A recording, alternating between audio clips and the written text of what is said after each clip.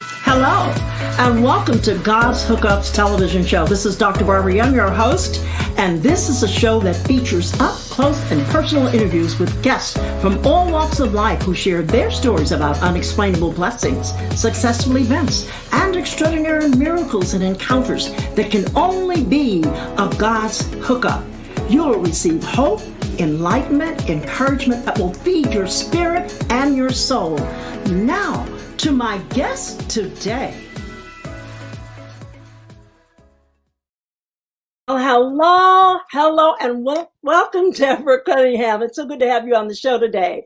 I want to say to all you viewers out there, rejoice in the Lord always. And again, I say rejoice. And the peace of God, which passes all understanding, shall keep your hearts and your minds through Christ Jesus. And I want to thank you, Deborah, for being on the show today. I tell you, you are delightful. We had a chance to kind of get to know each other in the green room, and I truly am delighted to have you on the show. So I want to share a little bit about my guest today.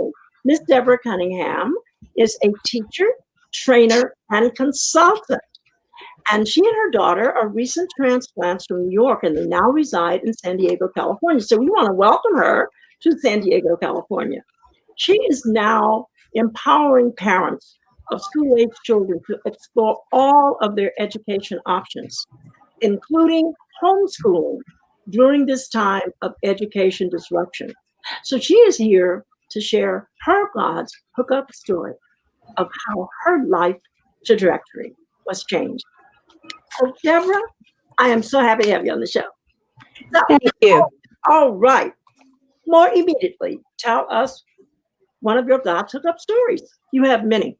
I know. Yeah, actually, there are a lot in my life, and it's a great joy to be able to practice gratitude regularly and to focus on that. It makes a huge difference.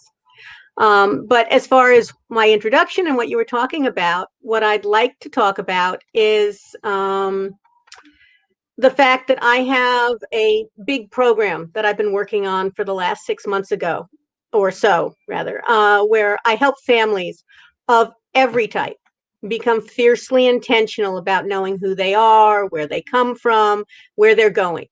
And I do this so that they are empowered to honor and create traditions, rituals, and stories which are so often missing from the world in general and family life in particular these days. And I want them to do that so that there's improved and reinforced family bonding and identity. I want to encourage resilience, and I want legacies that last across generations, because we live in a world with social media. Everything is so fast. Those connections are fraying, and I want them stronger. And I was talking about my wonderful program that I was so excited about with a very dear friend a couple of months ago. And her response was, yeah, you'd be wonderful at all that stuff, but why aren't you out there taking your decades of experience in working on educational consulting, working with families, working with kids in the middle of all this crazy education disruption? You know how to teach people to homeschool. You know how to teach people whether or not they should homeschool. You know how to teach people to do it halfway if they can't do it all the way. You know how to help people find better schools and find better curriculum. She said, why aren't you doing that? And it was like, this is one of those moments when God speaks through a good friend really clearly. So I did what are they calling them? A pandemic pivot, and stepped away from my larger traditions and rituals and stories program, and am focusing right now from a position of knowledge is power. People are overwhelmed. They're frightened. They're confused. This is not, the beginning of the school year rolls around. Buy some new clothes, buy some school supplies, send them off to the education experts. But there's so many changes happening in the world. And this is our opportunity, forced on many of us, but the chance to look at what does education mean to me, to my family, to my kids, and how can I put this to use? Deborah, I want to interrupt just a moment to ask you about how this relates to your God hookup, because the show is about your God's hookup, and I understand, but please kind of share with the viewers how God did he inspire you to start this program with Empowering Parents, and how that ties in with your story? I've been very lucky. I have a great belief that things happen for a reason. Yes. So this one, it was sharing that with my friend, and my friend going, yeah, wonderful. Do what you're supposed to do right now. And it's like, it's gone very well. I've had a really good reception. It tells you that you're moving in the direction God wants you to move when you Okay. get a response like that. Great. And all of my life, I've worked to improve education for individuals, for families. I worked with I lived in a very affluent community growing up. I worked with a lot of immigrant parents, but I had kid cousins in the South Bronx, and I wanted to help them find the best possible schools. And then I got to work with immigrant parents and families and other minority families. And it's like that feeling, that wonderful, wonderful feeling you get when you feel like God gave me a purpose. And Yes. I was lucky enough to recognize it and to be able to say, yeah, thank you. I like this path.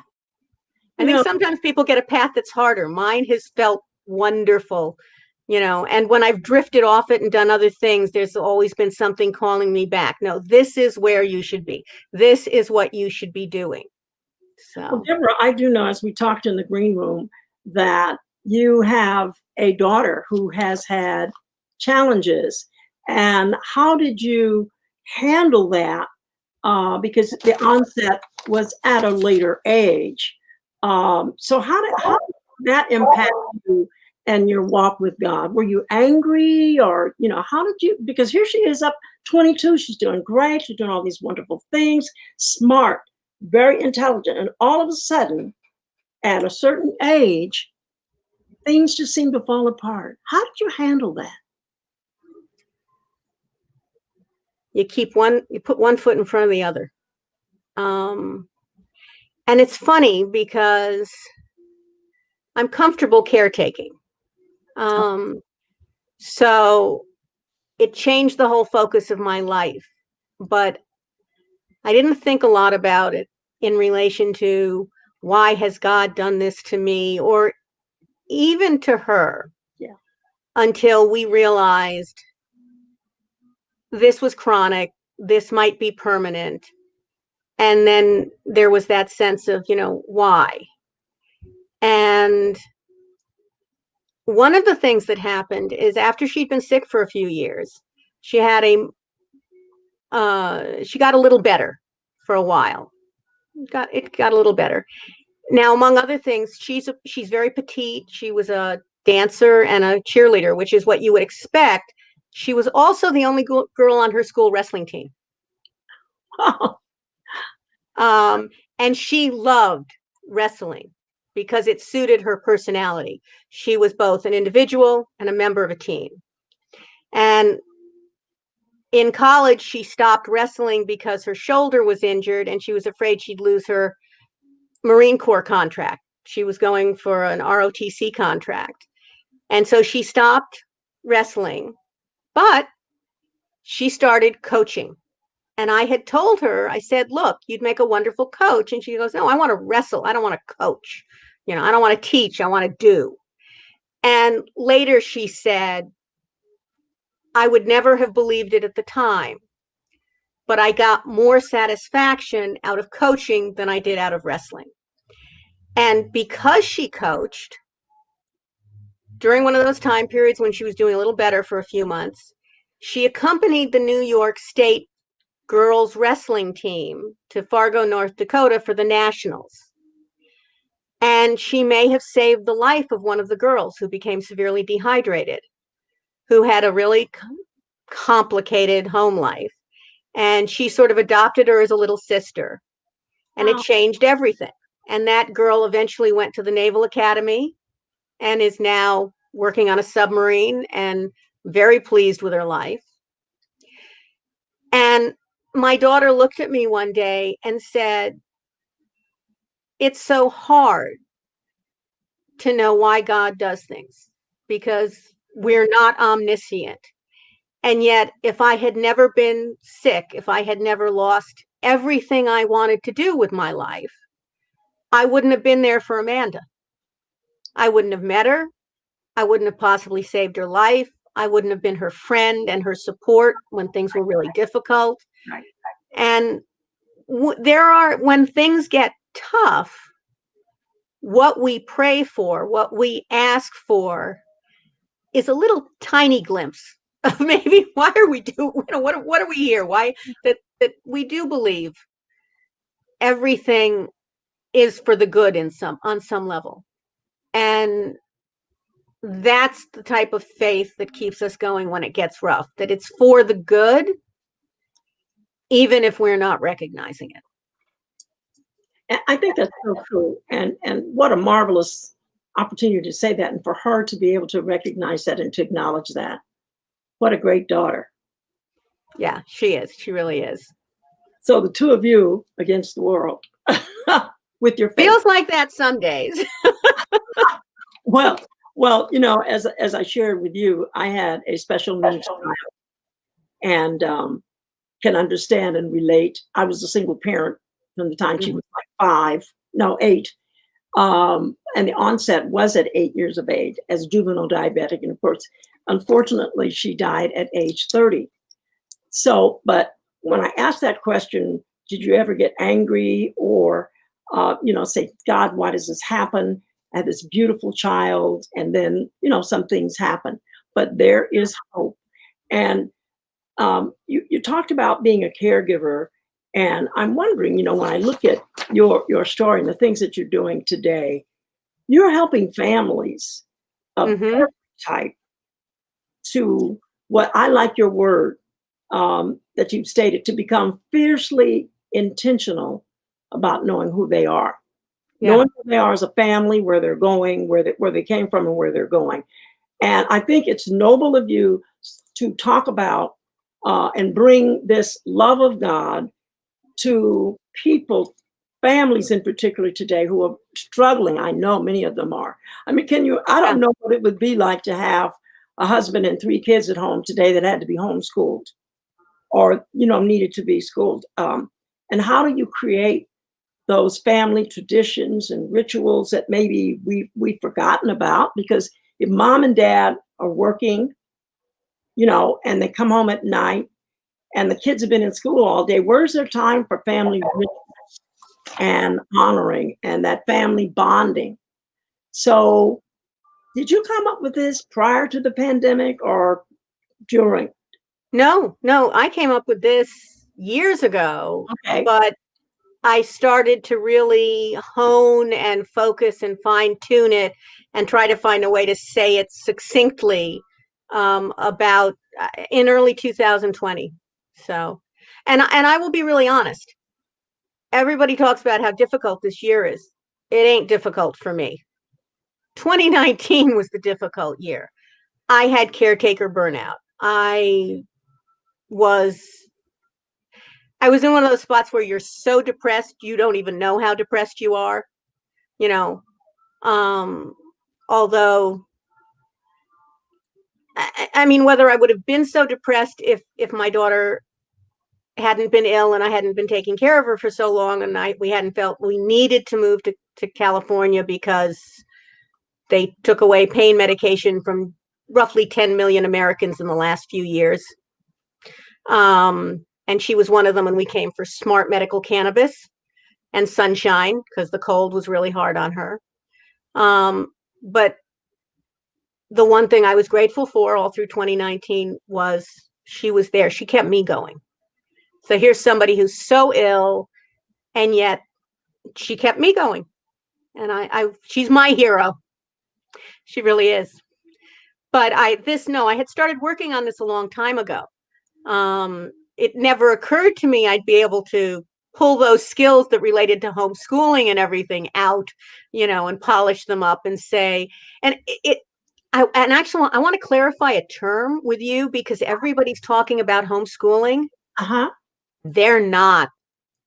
What they're doing is they are managing forced remote learning. Okay. Okay.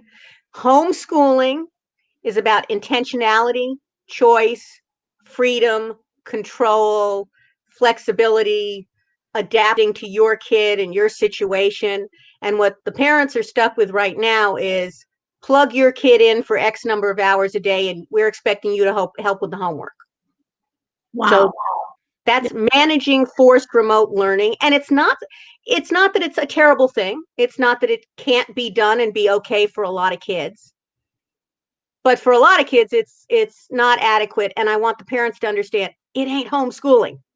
You know, they're doing something they need to do, but and the process of thinking through homeschooling lets you think through what's important to me. If God's important in our family, what are the spiritual lessons that matter most to us? Do I want my child to be observant, humble, practice gratitude, learn persistence, read the Bible as a psychological primer for being a stronger person, learn empathy? Those aren't big lessons in school necessarily. No. And here's your chance to say, that matters.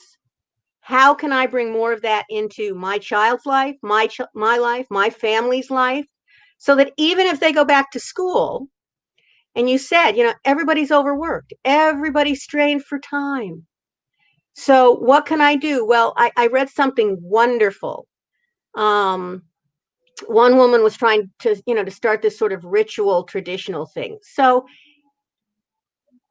under some, with some guidance and suggestions, she came up with every night when she put her son to bed, she would take 5 minutes and she'd say, share with me something that was difficult today, and then share with me something that was wonderful.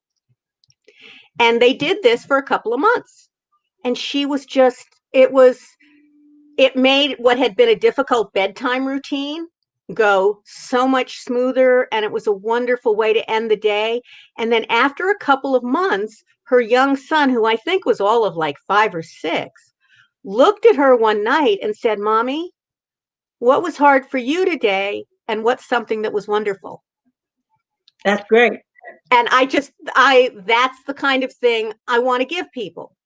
And that's 5 to 7 minutes a day. I think that's wonderful, Deborah, because we talk about parents being examples and how we can train and teach our children by what we do. And that's a perfect example of that. Well, I really, really want to commend you for listening and having a friend sort of nudge you again to start this, because I think that you clarified what I think a lot of people talk about homeschooling, the difference between homeschooling and as compared to managing forced remote learning. Yeah, forced remote learning. New term to know. And that is so true. Well, knowledge is power. We know that. And power is knowledge.